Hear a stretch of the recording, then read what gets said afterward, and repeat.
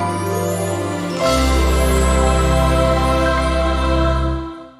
दोस्तों, कैसे हैं आप सब लोग। उम्मीद है सब कुछ बढ़िया होगा। वैसे हमें आज वीडियो आपके लिए एक और लेके आना था, जिसमें हमें जो हमने पिछले 2 वीडियो बनाए हैं रणनीति पर, उसका एक फाइनल क्रक्स तीसरे वीडियो में लेकर आना था।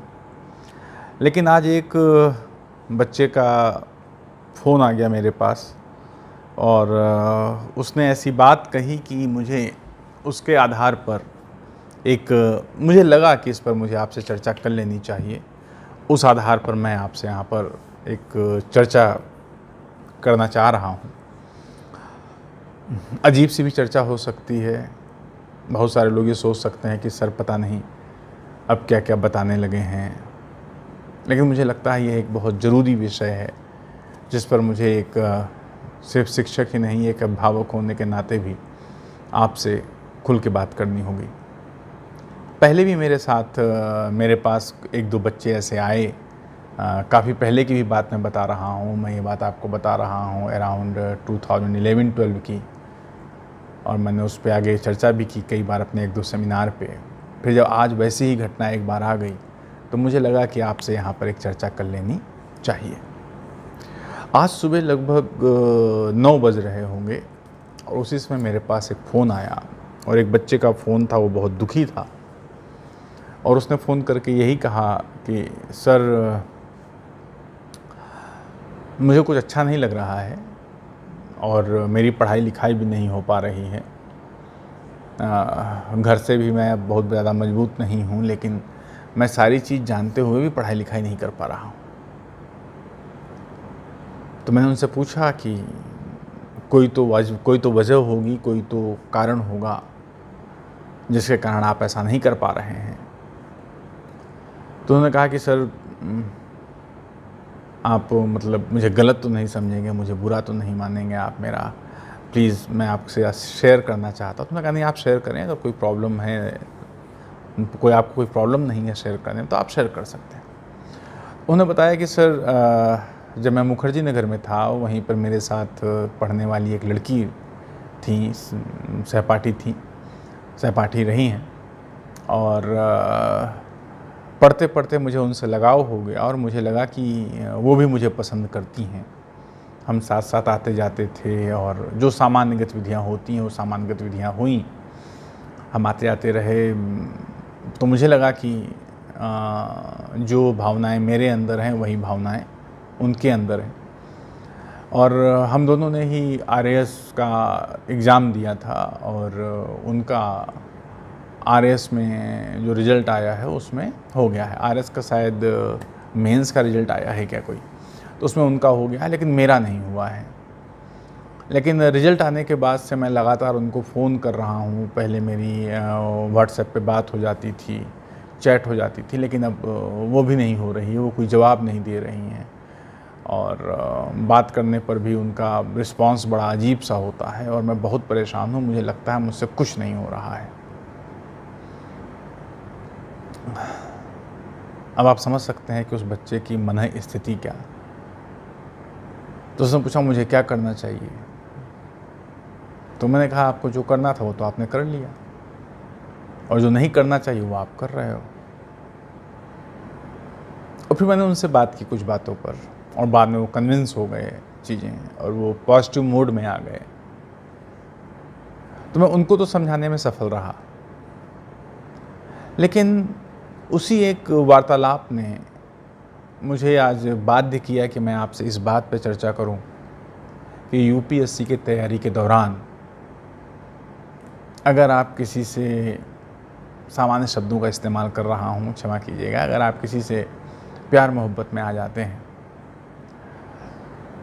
तो कितना सही कितना गलत, क्या आपको ऐसा करना चाहिए, नहीं करना चाहिए, इन सब पर मुझे आपसे एक परिचर्चा कर लेनी चाहिए। और इसीलिए मैं आपसे इस संबंध में आज एक अनएक्सपेक्टेड वीडियो में लेकर आया हूँ। दोस्तों, एक बात आप ये ध्यान रखें कि जब आप तैयारी करने आते हैं, जब आपके पाँव घर की दहलीज को लांघते हैं, दिल्ली आते हैं या जयपुर आते हैं या प्रयागराज आते हैं, तो आप सिर्फ अकेले नहीं आते हैं, आपके साथ आपके पेरेंट्स की भावनाएं भी आती हैं। आपके साथ आपके पेरेंट्स के वो सपने भी आते हैं जिन सपनों को उन्होंने अपनों के और समाज के कई प्रतिरोधों के बावजूद देखा है। उन्हें आपसे कुछ भी नहीं मिलेगा, लेकिन वो मन में ये ज़रूर संजोते हैं कि मेरा लड़का या मेरी लड़की जो जा रही है वह सफल होगी, वो सफल होगा, और उसके सफल होने के बाद हमें लगेगा कि हमारी भी तपस्या सफल हो गई। इसलिए जब आप घर से निकलते हैं तो आप कभी ये मत सोचिए कि आप अकेले निकले हैं। आपके चारों तरफ आपके माता पिता की कितनी भावनाएं, कितने सपने घूम रहे होते हैं। जब आप घर से निकलते हैं तो कुछ दिनों तक, कुछ महीनों तक वो चीज़ आपको याद रहती है, लेकिन जब आप महीने, साल, 2 साल घर से दूर रह जाते हैं तो धीरे धीरे शायद उन भावनाओं और उन सपनों को आप देखना रोक देते हैं, बंद कर देते हैं। मैं आपसे ये नहीं कहता कि आप अपने सहपाठी या अपनी सहपाठिनी के साथ प्रेम के संबंधों में मत आइए। प्रेम अपने आप में बहुत पवित्र भावना है।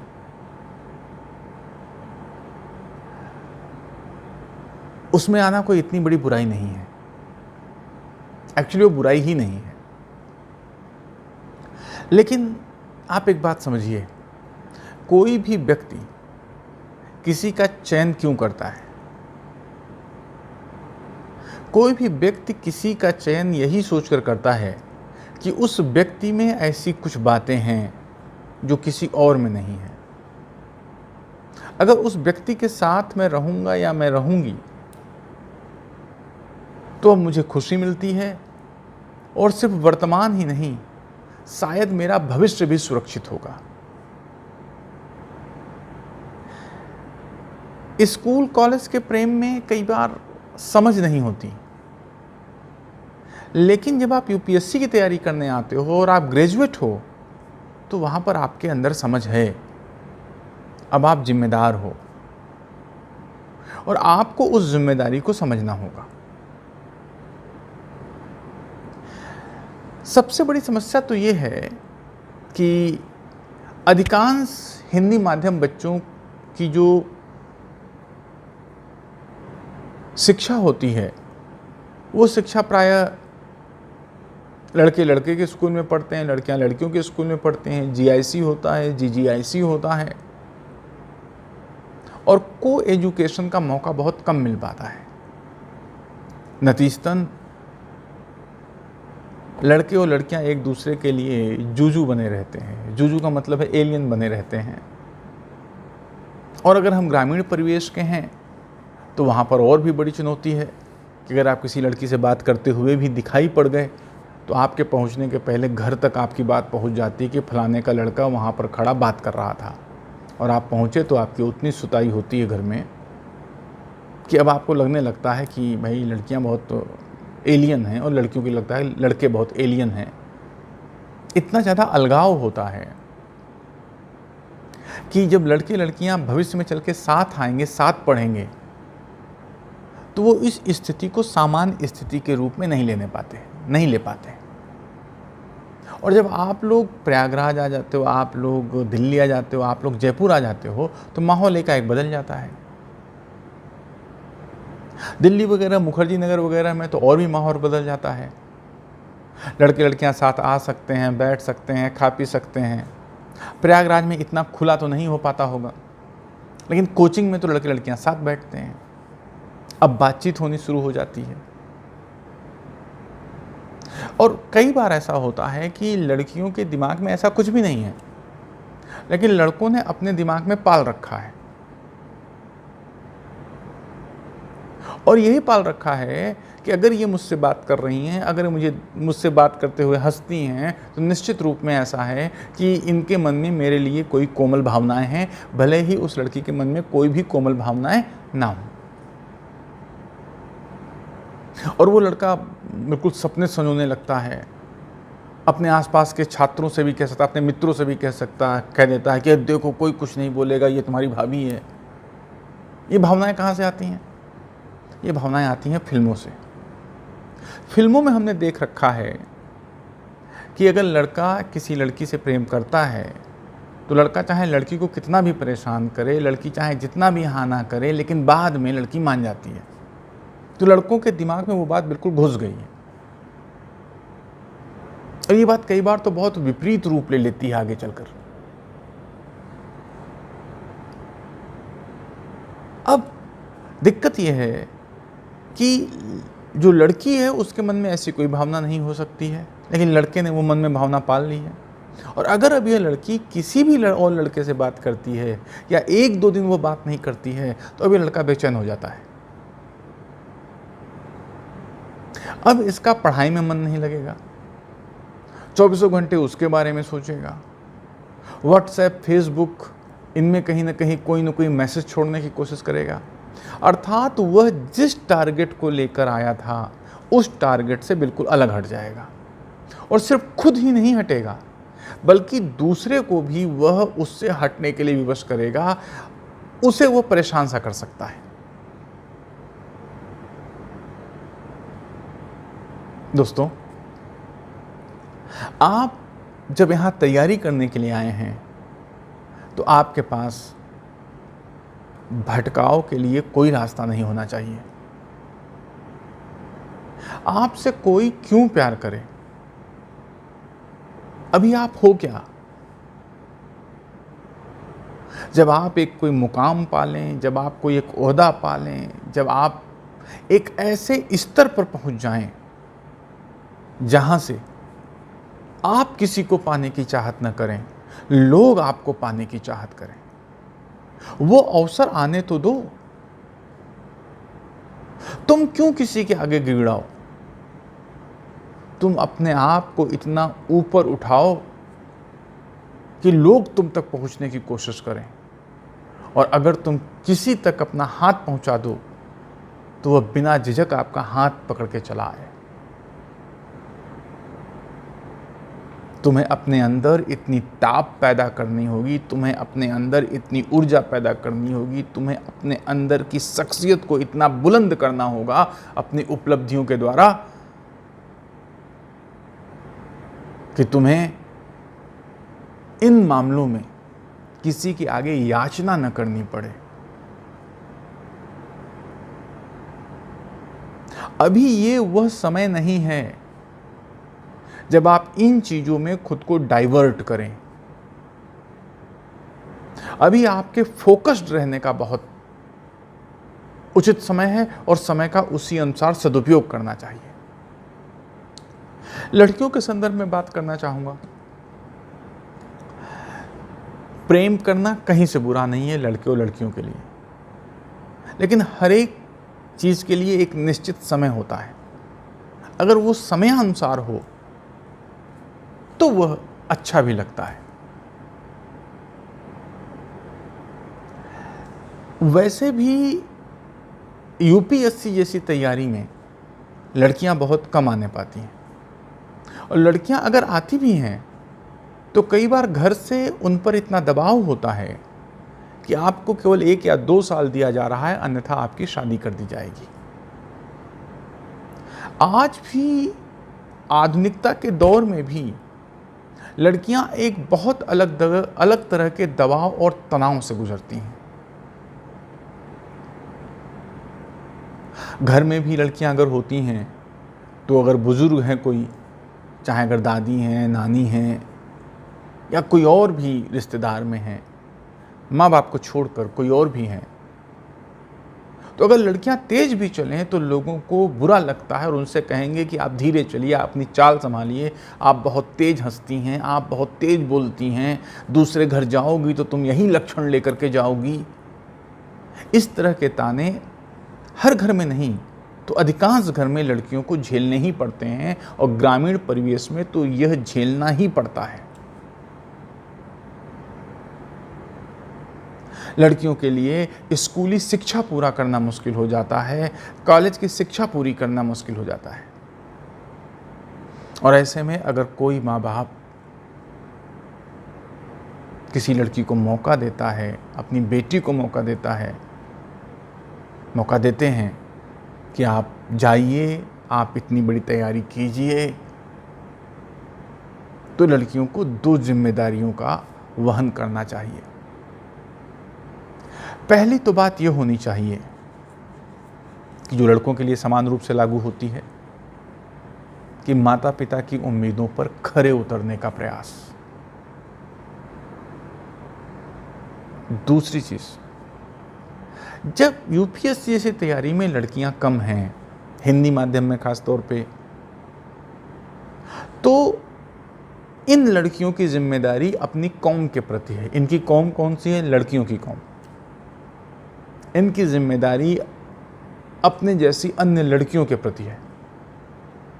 अगर ये पूरा मन लगा के पढ़ती हैं और ये टॉप करती हैं, ये सफल होती हैं, और इनके गांव घर में जब होता है कि फलाने की लड़की कलेक्टर बन गई, फलाने की लड़की डिप्टी कलेक्टर बन गई, तो यकीन मानिए आपके गांव के बहुत सारे परिवार जो अपनी लड़कियों को घर से बाहर निकालने में 10 बार सोचते थे, अब आपकी सफलता के कारण उनके भी मन में आएगा कि अगर हम भी अपनी बच्ची को पढ़ने के लिए भेज दें तो शायद ये भी कलेक्टर और डिप्टी कलेक्टर बन सकती है। लड़कियों, आपकी एक सफलता न जाने कितनी हजारों लड़कियों के पैरों की बेड़ियों को तोड़ देगी। इस जिम्मेदारी का भी आपको एहसास करना होगा।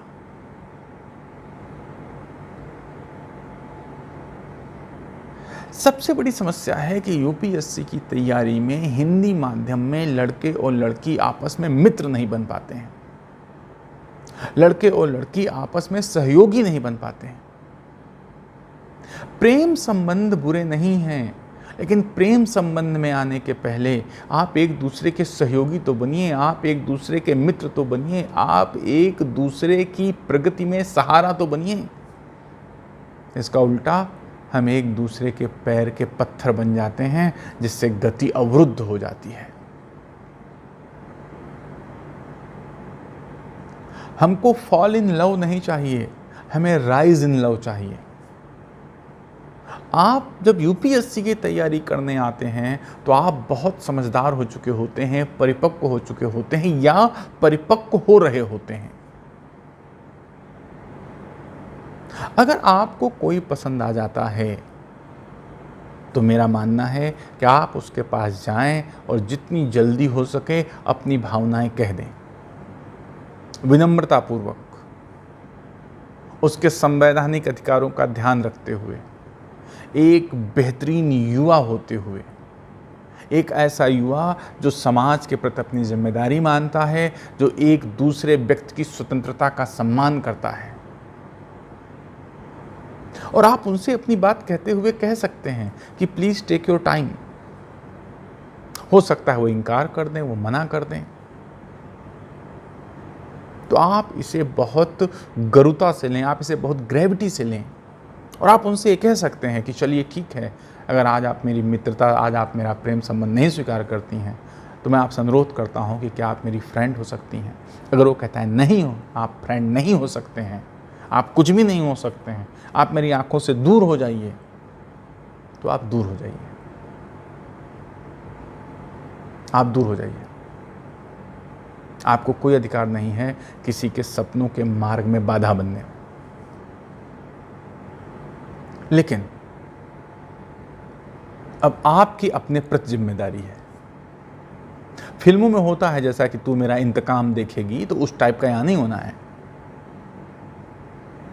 राइट? उस तरह की चीजें यहां मत सोचना। आपको खुद को बुलंद करना है। आपको अब ठेस लगी है, आपको अब चोट लगी है। जब कोई प्रेम निवेदन करता है और उसे इनकार कर दिया जाता है तो वह चोट शायद वही समझ सकता है जिसे लगी है। लेकिन अगर आप वास्तव में किसी से प्रेम करते हैं तो आप जिसे प्रेम करते हैं उसे आप दुख नहीं देना चाहेंगे। जो इंतकाम की भावनाएं हैं प्रेम में, वे इंतकाम की भावनाएं उपभोक्तावादी संस्कृति की देन है। इंतकाम की भावनाएं यहाँ पर बदला लेने वाली संस्कृति की देन है। यह प्रेम की संस्कृति की देन नहीं है। अगर आपको किसी से लगाव होता है तो आप उसके हित की सोचते हैं, आप उसके अहित की नहीं सोचते हैं। लेकिन अगर किसी ने आपको मना कर दिया है, किसी ने आपको मान लो ठुकरा दिया है, तो आप उनसे बदला नहीं लेंगे, आप खुद से बदला लेंगे। और खुद से बदला क्या होगा? आप अपने जीवन में इतना ऊपर उठें, आप इतनी सफलता प्राप्त कर लें कि अगर आपको वो मिल जाते, आपने जिससे निवेदन किया, अगर वो आपको मिल जाती तो 6 महीने 1 साल बाद लड़ाई ही होनी थी। लेकिन अगर उन्होंने आपको मना कर दिया और आप अपनी सफलता के शिखर पे पहुंच गए, यकीन मानना दोस्तों, कोई तुम्हें ज़िंदगी भर नहीं भूल पाएगा और ज़िंदगी भर उसके मन में यह सालता रहेगा कि काश मैंने हाँ कर दी होती। साथ रह के लड़ने से अच्छा है कि कोई ज़िंदगी भर आपके बारे में सोचता रहे। दोस्तों, हम सब सामान्य घर के लड़के लड़कियां हैं। हम सब अधिकांश मध्यम घर के लड़के लड़कियां हैं या उच्च मध्यम वर्ग के लड़के लड़कियां हैं। हमें सबसे पहले अपने को मजबूत बनाना है। हमें सबसे पहले अपने मम्मी पापा को इस काबिल बनाना है कि वे हम पे गर्व कर सकें। हम अपने माता पिता को जीवन में कुछ नहीं दे सकते जो उन्होंने दिया उसकी तुलना में, लेकिन हम उन्हें एक चीज़ दे सकते हैं, हम उन्हें गर्व के पल दे सकते हैं। जिस दिन तुम्हारा सिलेक्शन हो जाएगा ना, उस दिन गांव जवार में जब तुम्हारा नाम जाएगा, सोचो तुम अपने गांव में एंट्री कर रहे हो कि तुम सफल हो गए हो। लोग फूल मालाओं से तुम्हें लाद देंगे, माता द्वार पे आएंगी, तुम्हारी आरती करेंगी, तुम्हें रोशना लगाएंगी, तुम्हें तिलक लगाएंगी, और तुम जहाँ भी जाओगे कहा जाएगा यही सफल हुए हैं या सफल हुई हैं, अरे इन्हीं के लड़के, इन्हीं की लड़कियां हैं। पापा कहीं भी बाजार में निकल जाएंगे तो लोग कहेंगे अरे इनका लड़का, इनकी लड़की डीएम हुई है, डिप्टी कलेक्टर हुई है, सेलेक्ट हुई है या सेलेक्ट हुए हैं। कल्पना करो, वो खुशियाँ किसी भी पैसे से खरीदी नहीं जा सकती। जो तुम्हारे जन्मदाता हैं, जो तुम्हारी जन्मदात्री हैं, क्या वो इतनी भी खुशी के हकदार नहीं हैं? उन्हें मिलना चाहिए। हम दे न पाएं तो हम अभागे हैं। वो उसमें भी खुश रहेंगे, लेकिन वो दुखी तब होंगे जब तुम दुखी हो। अगर तुम किसी से बात करते थे, उसने बात करना मना कर दिया, तो तुम अपने आप को मायूस मत करो, तुम अपने आप को सफल करो। किसी का इनकार आपके अंदर वो आग लगा देना चाहिए जिससे कि आप स्वयं महसूस कर सकें कि आपको सफलता की उच्च श्रेणी पर जाना है। इतिहास गवाह है, जिस प्रेमी ने इस तरह से सबक ले लिया, फिर उसे सफलता से कोई नहीं रोक पाया। विद्योत्मा से ठुकराए कालिदास और रत्नावली से ठुकराए तुलसीदास। न कालिदास कालिदास होते, न तुलसीदास तुलसीदास होते अगर ये ठुकराए न गए होते। दोस्तों, जब आप यूपीएससी की तैयारी के लिए आते हो तो मेरा आपसे अनुरोध है, आप अपनी समस्त ऊर्जा सिर्फ अपनी तैयारी पे लगाइए और आपका चयन कोई करने के लिए बेचैन हो वह स्थिति लाइए। आप याचना मत कीजिए। आप जो कुछ भी करें ज़िंदगी में वो आपकी चॉइस होनी चाहिए। आपके लिए चांस नहीं होना चाहिए कि अब बाई चांस हुआ, नहीं, इट वाज बाई चॉइस।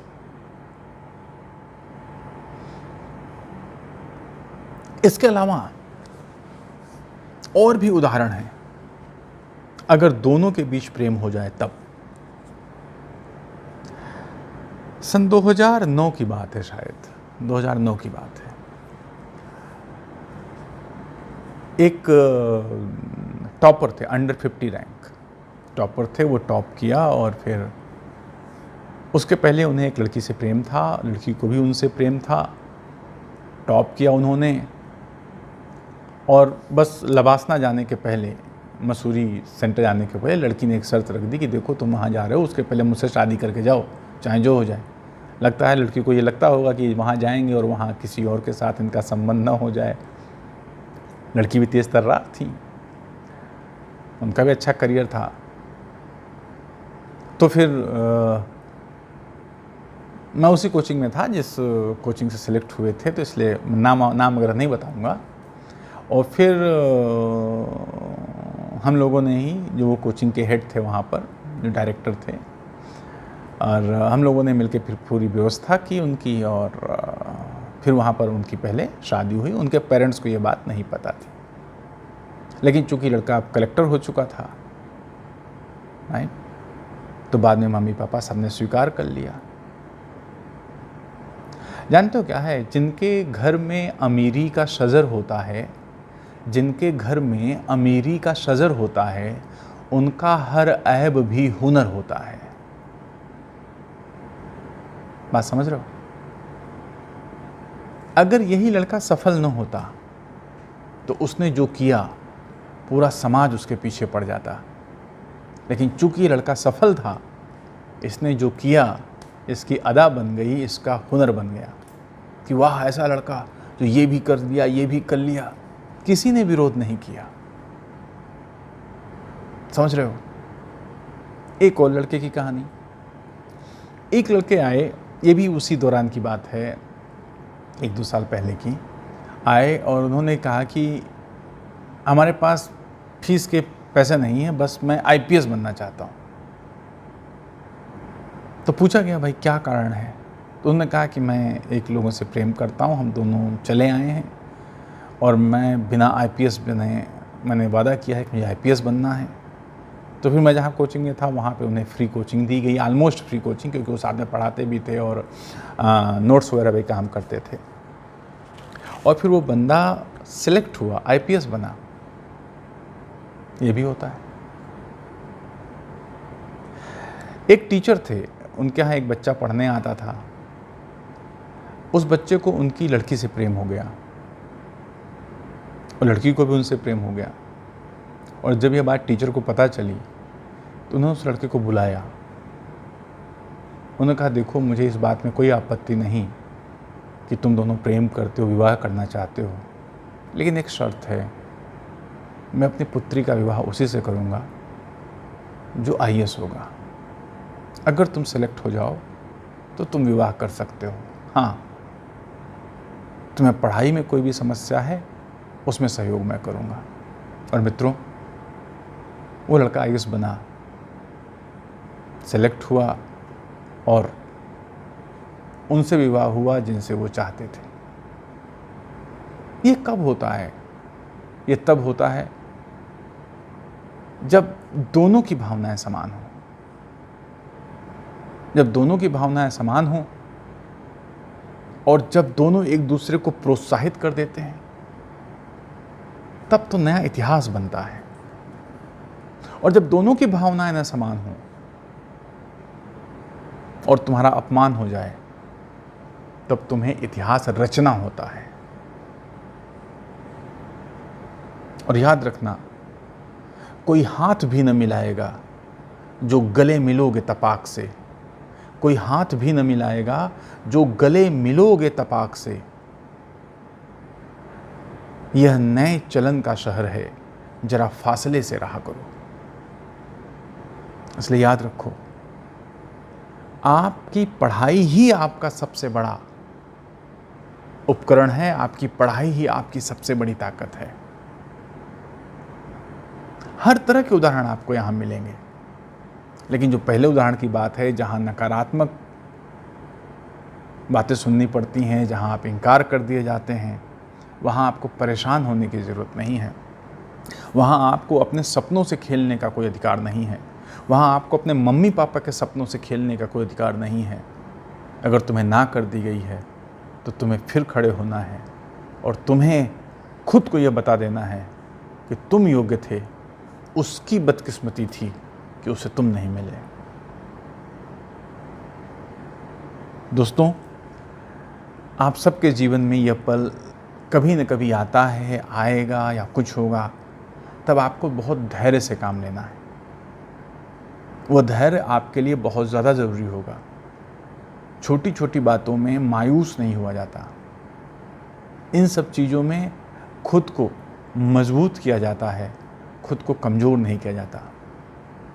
और एक बात ध्यान रखना, हर कोई जो तुम्हारी ज़िंदगी में आए वो तुम्हारा सच्चा प्यार हो ज़रूरी नहीं है। पहचानोगे कैसे ज़िंदगी के इस मोड़ पर वो सच्चा प्यार है या नहीं?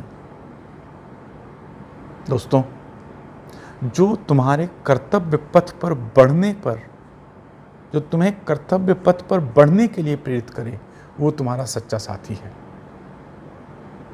अगर उनका फ़ोन आया, तुमने फ़ोन पे ये कह दिया कि आज मुझे एक चैप्टर पूरा करना है, कल मेरा टेस्ट है, हम आज 2 दिन नहीं मिल पाएंगे। अगर वो कहते हैं कोई बात नहीं, बिल्कुल मत आओ, और बताओ अगर कोई टॉपिक की और ज़रूरत हो, कोई दिक्कत आ रही हो तो बताओ, तो मैं उसे नेट से डाउनलोड करके तुम्हें व्हाट्सएप कर देती हूँ या कर देता हूँ। अगर तुम्हारी ज़िंदगी में ऐसा कोई है तो वो तुम्हारा हमसफ़र है। होता उल्टा है कई बार कि हम आज नहीं मिल पाएंगे, थोड़ा टेस्ट है, परीक्षा है। अब तो रोज़ होती रहती है, हम मुश्किल से टाइम निकाल के आए और आप आ नहीं रहे हैं, तो फिर आप अपना मुख्य कार्य छोड़कर दूसरे कार्य की तरफ भागते हैं।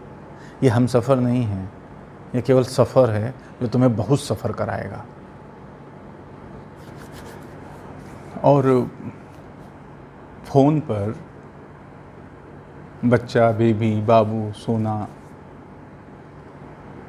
कहने और 10 बार खाना खाया है नहीं, ये सब पूछने से प्रेम नहीं होता।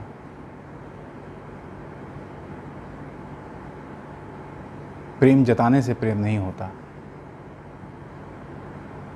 कोई भी वह व्यक्ति जो तुमसे प्रेम का दावा करता है लेकिन तुम्हें तुम्हारे मुख्य कार्य, मुख्य मार्ग से भटकाता है, तो तुम्हें समझ लेना चाहिए कि उससे दूर रहने में ही तुम्हारी भलाई है। ऐसा न हो कि आप उसके लिए नोट्स बनाते रह जाएं, उसको जूस पिलाते रह जाएं और वह सफल हो जाए और आप असफल हो जाएं। आप पूरी ज़िंदगी फिर कहानी बताएं कि फलाने हमारे कारण हुए।